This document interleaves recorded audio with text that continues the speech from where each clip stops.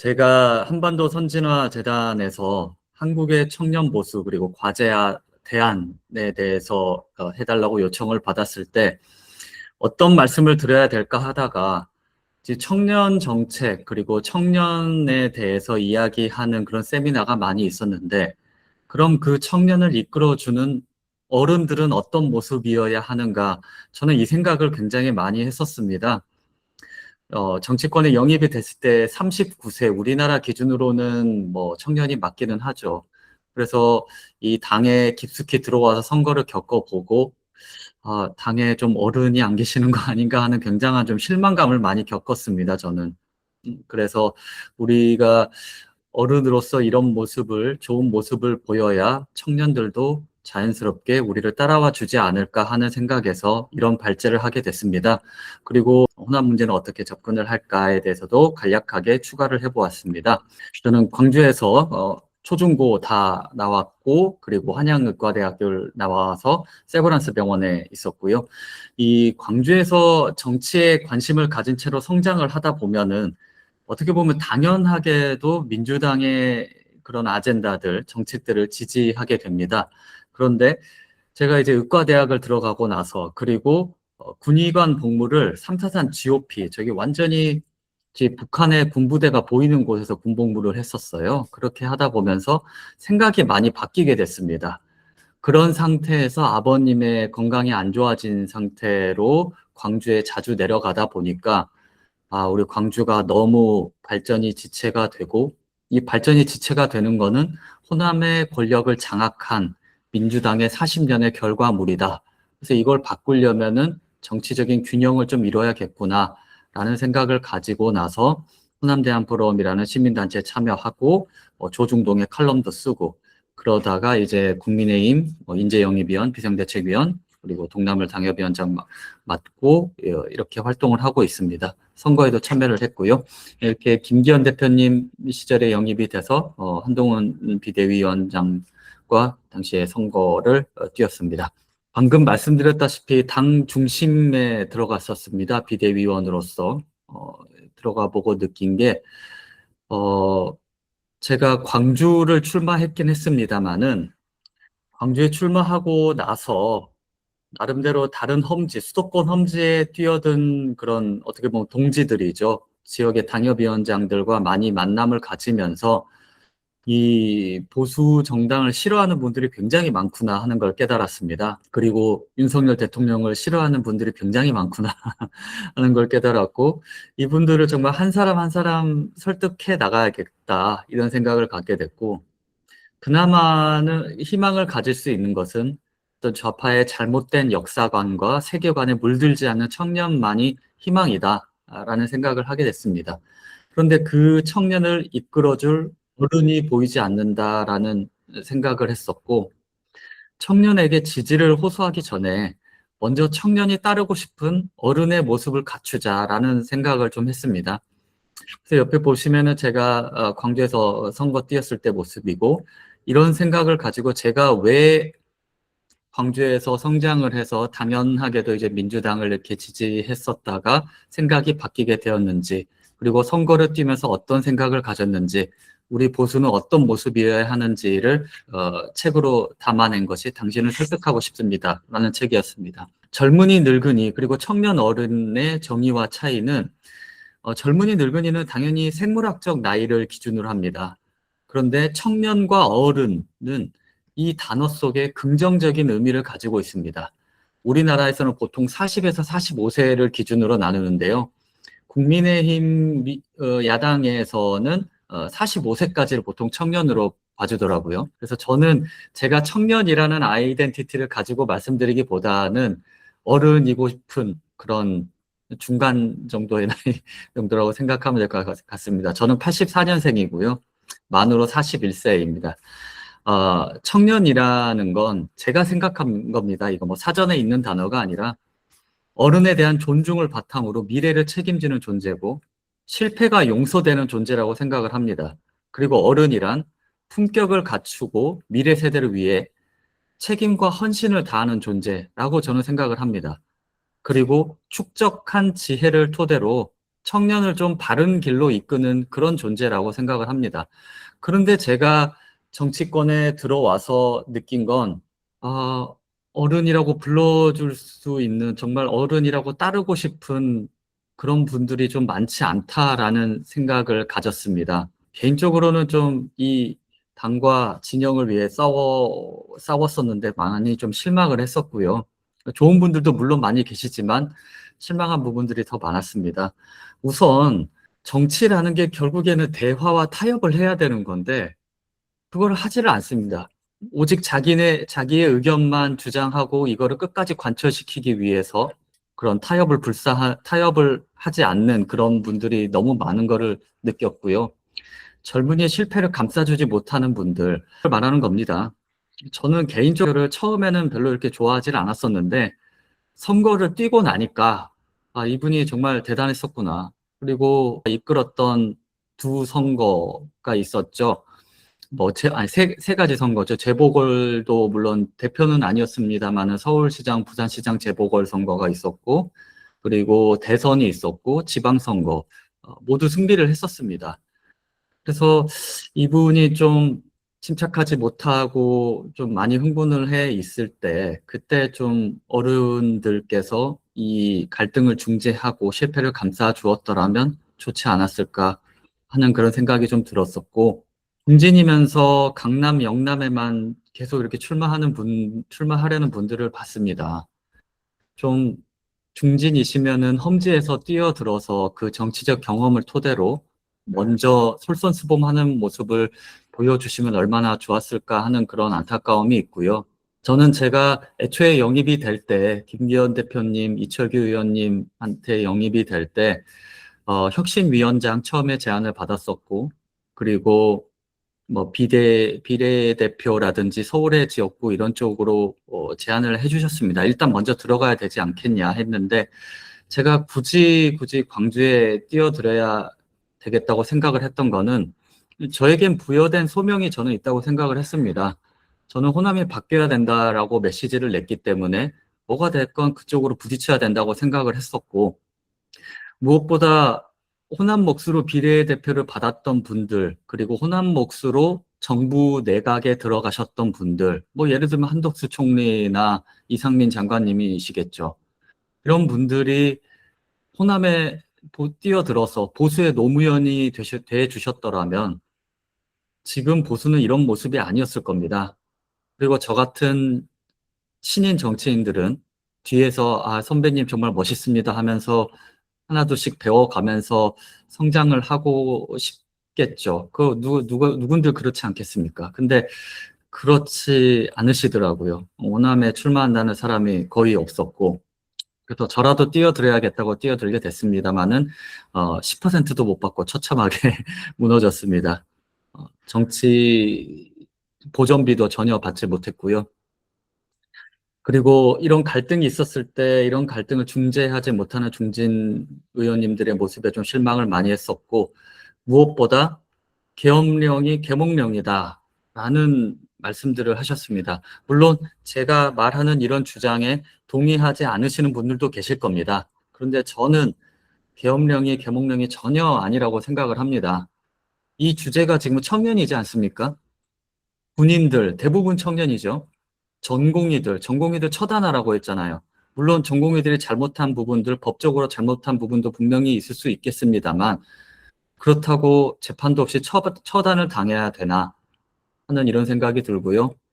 그 서부지법의 청년들, 저는 이분들이 물론 법적으로는 잘못했다고 생각하고 절대 그래선 안 되는 행동을 했다고 생각을 합니다만은 어떤 젊은 열기에 의해서 그 열기를 주체하지 못하고 흥분을 주체하지 못하고 뭐 뛰어들고 난입하고 이런 상황에서 이것도 어른들이 막을 수 있었다고 저는 생각을 합니다. 애초에 계엄이 없었더라면 그 지금도 지금 감옥에 갇혀 있는 그런 청년들이 생기지 않았겠죠.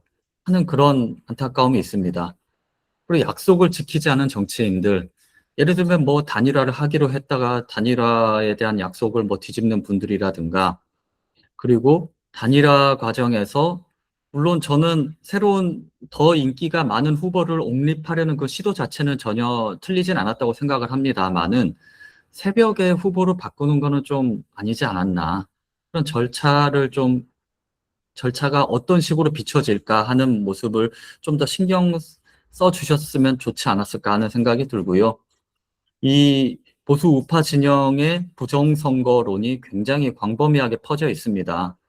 부정선거를 퍼뜨리고 그런 어떤 예민한 주제들, 그리고 확 눈길을 잡아끄는 이게 다 부정선거입니다 하면서 젊은이들을 현혹하고 그런 젊은이를 이용하려는 그런 어르신들이 굉장히 많았고요.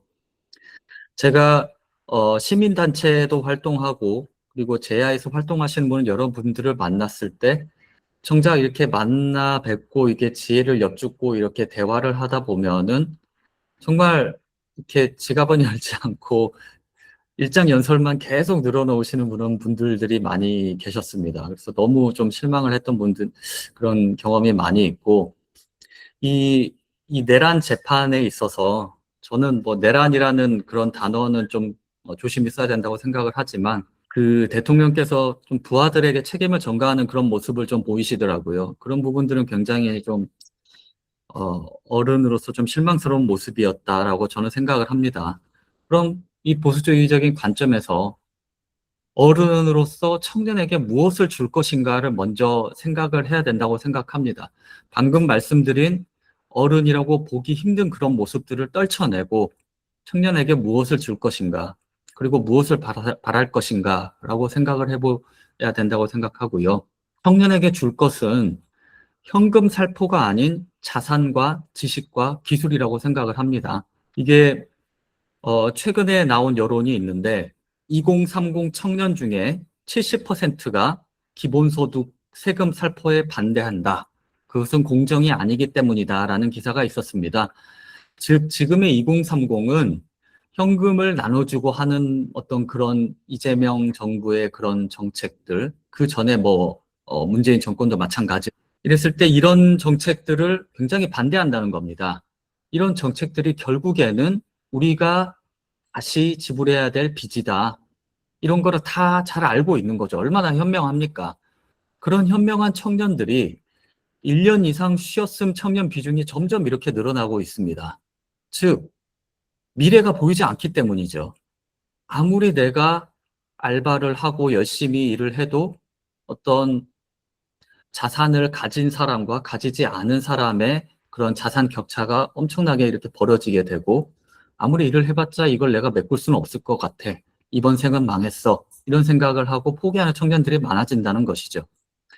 그럴 때일수록 우리 보수 진영에서 청년의 자산 형성을 돕는 뭐든 괜찮습니다. 이렇게 정책을 계속 내고 나서 시행착오를 거치면서 또 좋은 정책이 나오는 거거든요. 이런 식으로 접근을 해야 된다고 생각을 합니다. 왜 그런 정책들이 필요하냐라고 했을 때 이승만 정권이 탄생을 했을 때 사실 그때 당시에 우리 대한민국이 수립이 되기 전이었죠. 그때 당시에 여론조사를 보면은 동아일보에서 한 여론조사입니다. 사회주의하고 공산주의를 지지하는 여론이 80%가 넘었어요.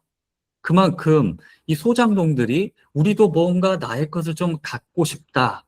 뭐 부자의 것을 뺏건 어쨌건 나도 뭔가를 좀 갖고 싶다 하는 여론이 굉장히 강했다는 겁니다. 그런데 이 이승만 정권의 지지가 굉장히 커졌던 것에는 저는 농지개혁이 굉장히 컸다고 생각을 합니다. 그때 당시에 전라도의 지지율이 굉장히 이승만에 대한 지지율이 굉장히 강했어요.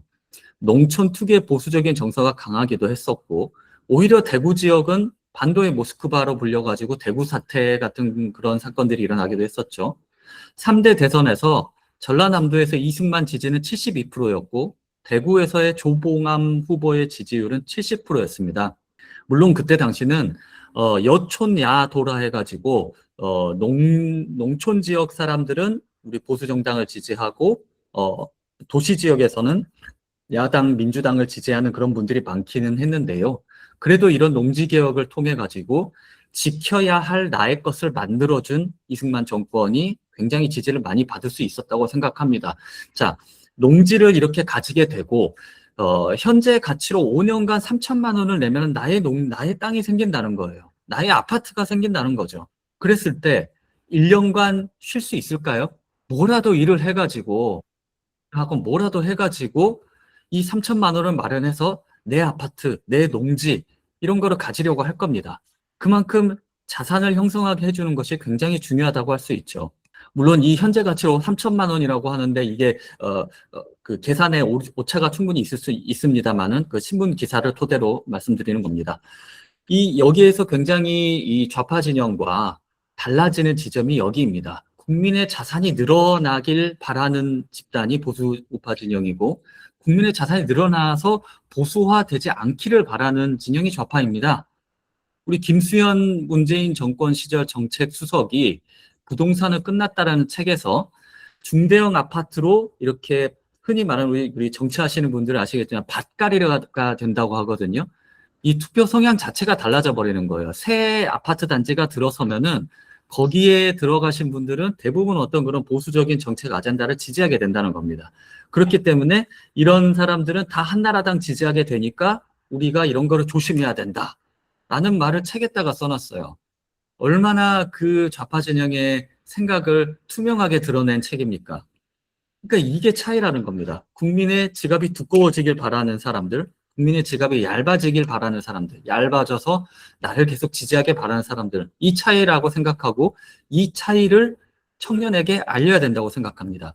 그리고 청년에게 줄 것 두 번째, 사람이 아닌 가치에 충성하는 단체와 일자리를 제공했으면 좋겠습니다. 우리 보수 진영은 지금도 뭐 친한계, 뭐 친윤계, 지금은 친윤계가 뭐 당권파 뭐 이런 식으로 불리고 있고 예전에는 뭐 친이계, 친박계부터 해가지고 어떤 가치에 충성하기보다는 사람에 충성하는 그런 모습을 굉장히 많이 보여왔습니다. 이 상황이 저는 이렇게 쪼그라든 보수 정당에서 더 이상은 이런 계파가 없겠지라고 기대를 했는데 어떻게 20년 동안 함께 하셨던 그 두 분이 따로 계파가 형성이 되고 서로 이렇게 싸우는 것을 보면서 저는 그런 중앙 정치의 모습을 드러내지 않았던 게 어떻게 보면 친윤에 의해서 저는 영입이 됐었고 한동훈 대표님과 비대위를 같이 하면서 인연을 쌓았기 때문에 중간에서 그렇게 싸우는 모습을 보면서 너무 황당하고 당황스럽고 어떻게 말을 해야 될지 모르겠더라고요. 다 아는 분들인데 제가 어떻게 그분들을 막 욕하고 이렇게 하겠습니까?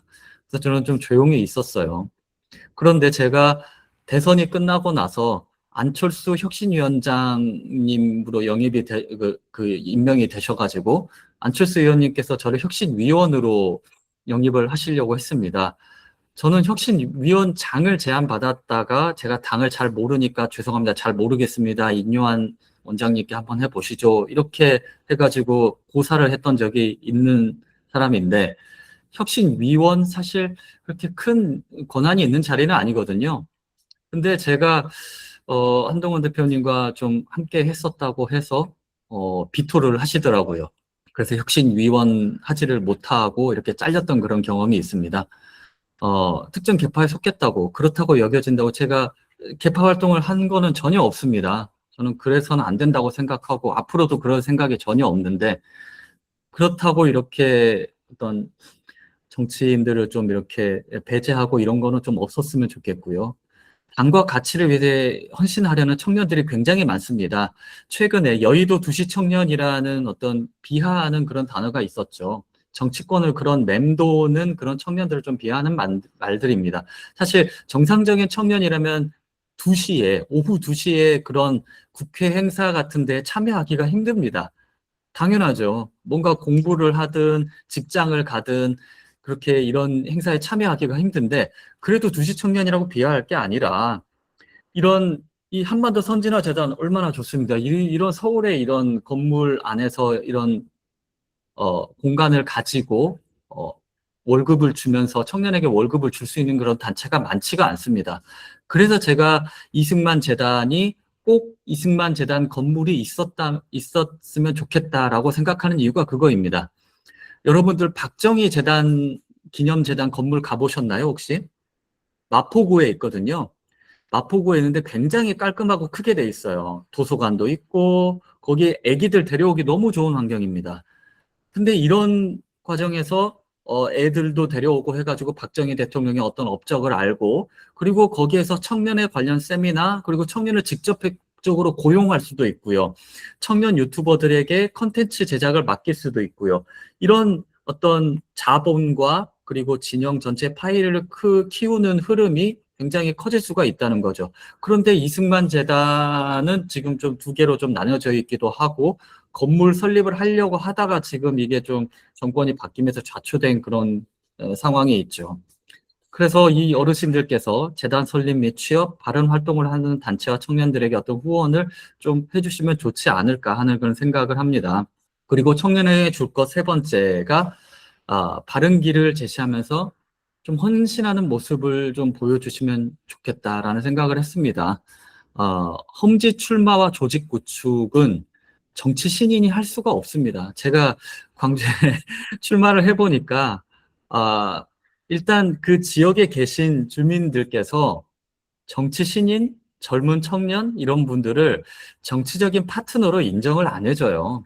왔을 때, 아이고, 그래, 예쁘네, 열심히 하네, 그래, 잘해봐, 이런 식으로만 하지, 나의 어떤 민원 상황이 생겼을 때, 저 청년이, 저 어린 정치인이 나의 이거를 해결해 줄 거라고 생각하지를 않습니다. 애초에 그런 생각을 갖지를 않아요. 그러면은 지금 같은 상황에서는 민주당의 현역 의원들만 이렇게 찾아가게 되는 거죠. 중진 분들께서 지금 뭐 박진 의원님도 이번에 서대문구 출마하셨다가 안 되고, 박성중 의원님께서도 부천에 출마하셨고, 박민식 의원님께서도 강서구 출마하셨다가, 어떻게 보면은 험지 출마의 어떤 선례를 보여주신 정말 헌신하신 모습이신데, 그거 하시고 나서 그냥 이제 도저히 힘들다 하고 그만두시더라고요.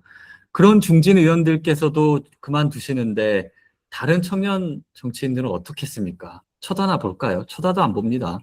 그래서 이런 중진 의원님들께서 좀 끝까지 좀, 그 지역, 험지 지역을 어떤 밭갈이를 좀 해주시면 좋지 않을까 하는 생각을 했었고, 이 부정선거를 다시 한번 말씀드릴 수밖에 없습니다. 한반도 선진화 재단에 계시는 분들도 물론 부정선거가 있었다, 이거 분명히 고쳐야 된다, 이렇게 생각하시는 분들도 계시겠지만, 실제 선거를 뛰어본 저의 입장에서는, 그리고 저도 이게 너무 궁금해가지고 많이 찾아보고 그랬는데, 제가 보기엔 아닌 것 같습니다. 이런 아젠다에 너무 매몰되게 되면 우리 보수 우파 진영이 가야 할 길을 잃습니다. 우리는 한 명 한 명 설득을 해가지고 우리 스스로 반성하고 한 명 한 명 더 우리 편으로 만들 생각을 해야지, 이거 다 부정선거였어, 이거 우리 방향이 옳아, 이런 식으로 가면은 계속해서 망할 수밖에 없습니다. 진영이 쪼그라들 수밖에 없어요. 이러면 안 됩니다. 그래서 이 청년 유튜버 분들, 유명 유튜버 분들 저도 개인적으로 많이 알고 있습니다. 제가 게다가 인재영입위원을 했었기 때문에 이런 친구들을 많이 만났어요.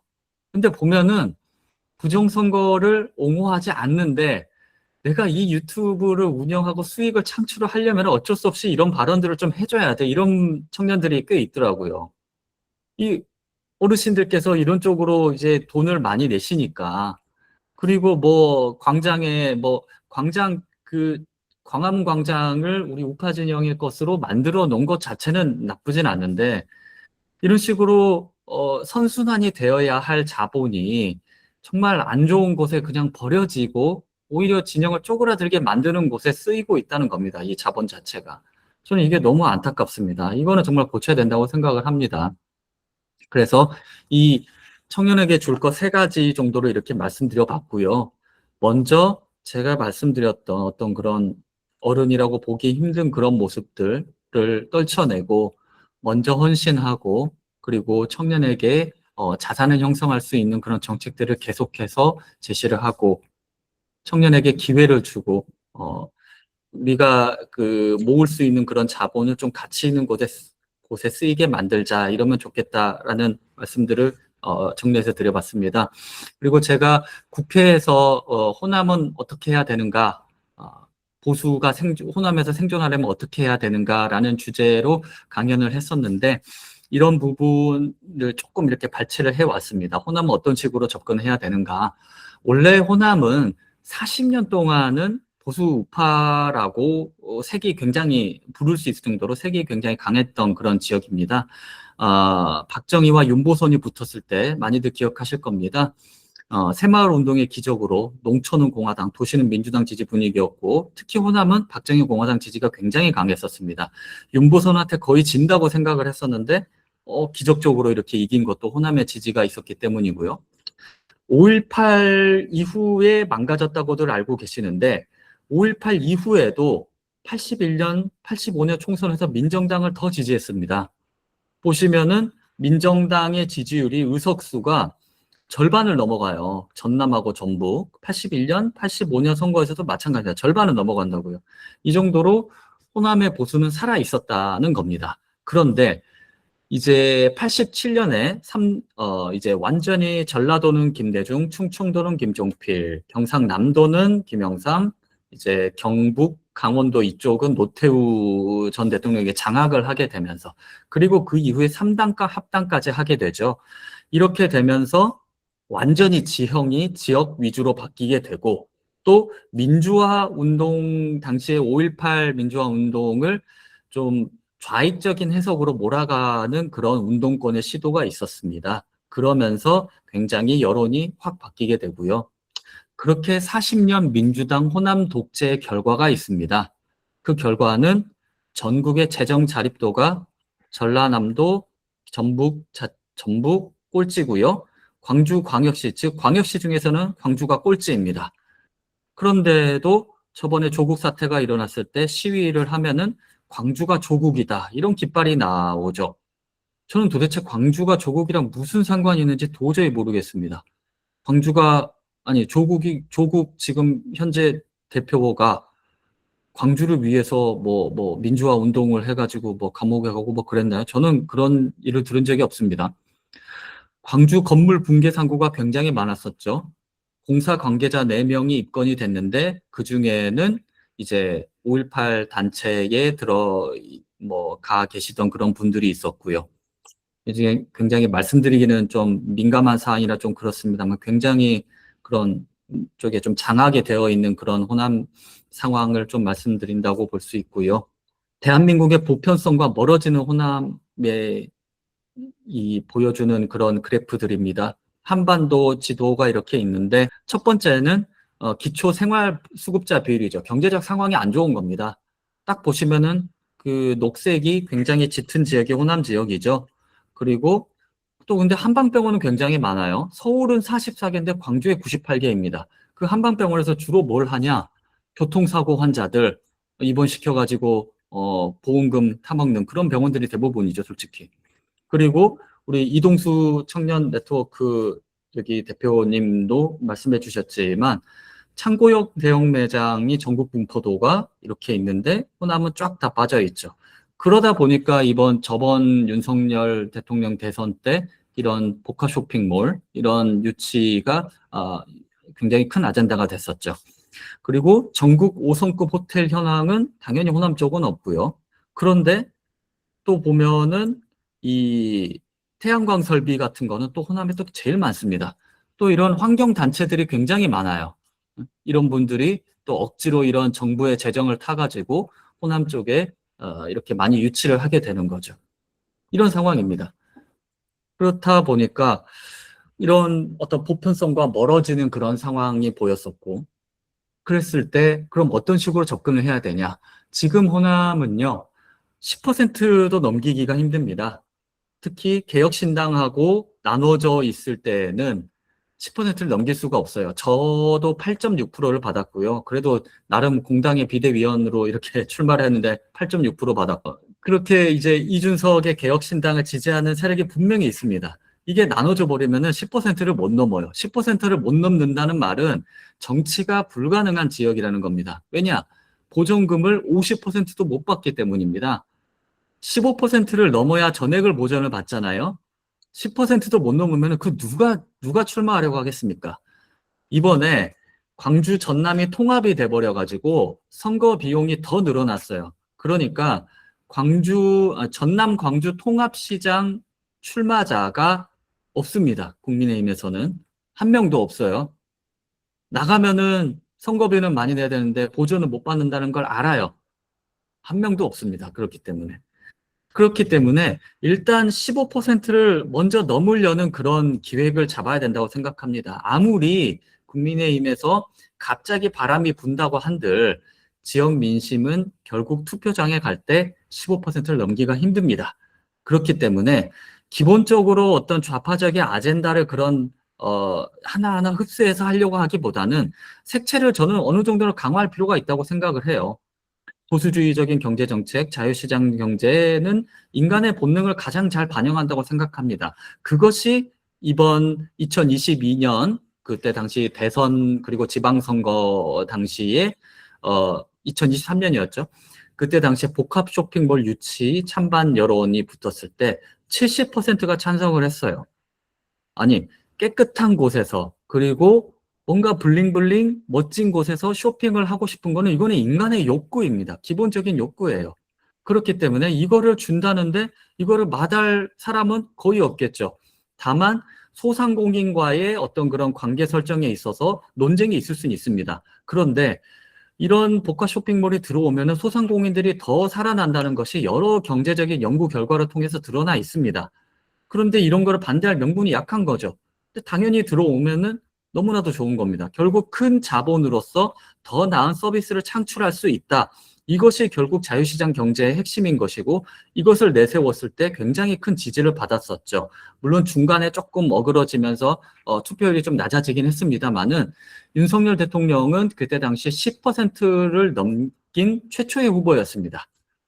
호남에서. 물론 전라북도는 조금 다르긴 했지만은 그래서 4대강 사업에 가장 효과가 있었고, 그리고 복합 쇼핑몰도 굉장히 효과가 있었습니다. 4대강 사업, 그때 당시, 박준영 전남지사님께서 굉장히 찬성을 했었어요. 그래가지고 민주당 진영에서 굉장히 뭐 거의 왕따를 당하셨었는데, 이건 지지를 받을 수밖에 없습니다. 농사를 지어본 분들은 알아요. 4대강 사업이 얼마나 좋은 사업인지 잘 안다고요. 그래서 이런 보편적인 정책은 보수주의적인 어떤 그런 정책이 들어간 정책들, 3대 사법개혁 반대, 상속세 폐지, 대형마트 규제 폐지, 노란봉투법과 중대재해처벌법 확대 반대, 그리고 원자력 확대로 산업력 전기요금을 인하를 해야 된다는 거죠. 그리고 지역에 맞는 정책으로는 뭐 LG 새만금 스마트팜, 그리고 무등산 케이블카, AI 데이터 센터 이런 것들이 있을 수가 있습니다. 아시다시피 보수를 지지한 역사가 호남은 40년이 있었고, 그리고 최근에 40년은 거의 민주당 주도로 진행이 됐습니다. 그렇기 때문에 긴 호흡이 필요합니다. 한 가지 정책 아젠다로 뭔가를 확 뒤엎을 수 있다는 그런 기대는 하지 않으셔야 될 것 같습니다. 그래서 길게 한 사람 한 사람 설득해 나가면서 진행을 해야 된다고 생각을 하고, 그래서 제가 이런 의견을 말씀을 드리면서 마지막으로 6가지를 정리를 했는데요. 5.18 묘지는 5.18에만 가자 이렇게 적어놓은 이유는 보수 진영의 정치인들이 호남을 찾을 때 꼭 5.18 국립묘지, 망월동 국립묘지만 찾는다는 겁니다. 거기만 찾고 그냥 뛰고 올라가 버려요. 그러면은 오히려 보수 진영, 보수 지지자분들도 마찬가지 호남에 계신 분들 굉장히 싫어합니다. 먼저 전라북도에 계신 분들은 아니 우리가 5.18이랑 무슨 상관이야? 왜 맨날 5.18만 찾고 우리는 안 찾아줘? 우리가 요구하는 것도 얼마나 많은데 이런 생각을 갖고요. 5.18의 그런 유공자의 선정의 문제 그리고 유공자 분들의 어떤 그런 특혜 시비 같은 것들이 좀 지역 내에서도 안 좋은 여론이 분명히 있습니다. 그렇기 때문에 그런 곳만 찾기보다는 좀 민생 현장을 찾아주기 바란다는 거죠. 그리고 5.18 망원동 묘지 찾게 되면은 꼭 5.18 공법 세 단체가 있습니다. 공법 단체 분들이 아닌 이상한 좌파 단체들이 와가지고 막 난리를 피워요. 그러면은 막 장동혁 대표님 막 옥기 찾고 막 멱살 잡고 막 그런 난리가 나는데 이런 상황이 전국으로 중계가 되면은 광주에 대한 이미지만 더 안 좋아진다는 겁니다. 이분들이 광주를 대변하고 있질 않아요. 그런데 괜히 그렇게 해서 욕만 먹게 된다는 거고요. 그러니까 최대한 5.18 당일에는 당연히 행사장에 참여해서 뭐 묵념도 하고 뭐 이렇게 하는 게 맞겠지만은 다른 날에는 제발 실제 민생 현장을 좀 찾아달라 이겁니다. 그리고 비례 국회의원 3명을 꼭 필요로 합니다. 원래 김종인 비대위원장 시절에 5명 정도를 약속을 했었죠. 25%를 약속을 하셨는데 5명 요구하는 거는 너무 좀 염치 없다고 생각을 하고요. 전남, 광주, 전북 이렇게만 해서 3명만 있어도 정말 그 지역을 밭을 갈고 지역의 민원을 해결해 주면서 보수의 씨앗을 뿌리고 그리고 보수주의적인 그런 아젠다들을 제시하는 데 있어서 그런 그 보좌진 9명을 데리고 이렇게 나서는 게 정말 그대로 그냥 당협위원장 수준에서 하는 것보다는 훨씬 차이가 클 수밖에 없습니다. 그리고 개혁신당 통합입니다. 개혁신당 통합은 꼭 해야 됩니다. 물론 이준석 대표 싫어하시는 분들도 계시겠지만 일단 10%는 넘어야 돼요. 10% 못 넘으면은 아무것도 못 합니다. 그리고 개혁신당에서 내세우는 그런 정책들이 국민의힘이나 뭐 기타 다른 당에 비춰봤을 때 특별히 다르진 않거든요. 어떤 그런 윤석열 전 대통령이라든가 이런 분들에 대한 정무적인 판단만 다를 뿐이지 그렇게 정책적인 부분에서는 다를 게 전혀 없습니다. 그리고 호남 보수의 역사적 상징 인물 발굴, 예를 들면은 김성수 뭐 전 고려대 총장, 고려대를 세우고 경성방직을 세우고 이랬던 그런 김성수라든지 송진우 그리고 그 김병로 전 대법원장, 초대 대법원장이죠. 김종인 전 비대위원장의 할아버지이신 이런 분들이 상징 인물로서 좀 발굴이 되면 좋을 것 같고요. 정책에서만큼은 보수의 정책으로 밀고 나갔으면 좋겠다. 그리고 5.18 북한군 투입설, 그리고 부정선거, 그리고 계엄 옹호 이런 모습들은 절대 해서는 안 된다. 말씀을 꼭 드리고 싶습니다. 계엄이라는 단어만 나와도 저는 계엄을 딱 그 선포가 됐을 때 이거는 금방 끝날 거라고 저는 생각을 했습니다. 저는 군에 있다가 온 지 얼마 안 됐었고 그리고 3군 사령부에 있으면서 고위직 그런 군 간부님들 만나봤을 때 이런 거를 그렇게 막 결단력을 가지고 시행하실 분들이라는 생각을 전혀 안 했었고요. 그래서 금방 끝날 거라는 생각은 했지만 이 계엄이라는 단어만 딱 들어도 몸소리치게 놀라는 그런 분들이 굉장히 많이 계십니다. 특히 호남 쪽에는 더 많이 계시고요. 이런 거를 옹호하는 그런 발언들은 좋지 못하다. 물론 여기에 잠시 열광했던 소수의 청년들이 있기는 합니다만은 그것은 정말 소수입니다. 저번 이동수 대표님 강연에서도 저도 끝까지 들었는데요. 그런 계엄을 옹호하는 여론이 그렇게 많지 않습니다. 절대 많지 않습니다. 그거는 아셔야 됩니다. 그래서 그거를 밀고 나갔을 때 낭패를 볼 수 있다. 이런 말씀을 드리고 싶고 무엇보다 계엄 자체가 절대 옳지가 않지 않습니까? 이런 모습을 전혀 보여서는 안 된다. 우리 헌법의 가치를 지키고 그리고 품격을 지키는 것이 저는 보수의 본령이자 모습이라고 생각합니다. 오늘 이 위원장님께서 이 책을 주셔가지고 저 잠깐 이렇게 봤었는데 대한민국의 사명, 보수의 혁신, 우리 한반도 선진화 재단에서 나온 책이지 않습니까? 여기에 품격이라는 단어가 나와요. 그랬을 때 무언가를 한 번에 딱 뒤집을 수 있다고 하는 생각 자체가 보수주의와는 저는 거리가 멀다고 생각합니다. 그렇지 않습니까? 프랑스 혁명에 대한 비판에서 출발을 한 게 에드먼드 버크의 보수주의라고 저는 생각을 하는데 한 번에 뒤집어 엎어도 일반 민중들의 어떤 기층 민중들의 민중이라는 단어가 좀 너무 접화적이긴 한가요? 일반 국민들의 그 생각 자체는 변하지 않는다고요. 한 번 혁명을 한다 해서 그게 달라지지가 않습니다. 기본적인 어떤 베이스라인, 즉 어떤 과학 기술의 어떤 제반 상황의 그런 발전이라든가 정책들이 하나하나 바뀌어져 가면서 생각이 바뀌는 거지 그냥 상부에서 그렇게 혁명을 한다고 해서 이렇게 바뀌어진다? 절대 그렇지 않다고 저는 생각을 합니다. 그래서 이런 부분들을 좀 주의하면서 청년들과 그리고 호남에 좀 접근하면 좋지 않을까라는 생각을 갖게 됐습니다. 경청해 주셔서 감사합니다.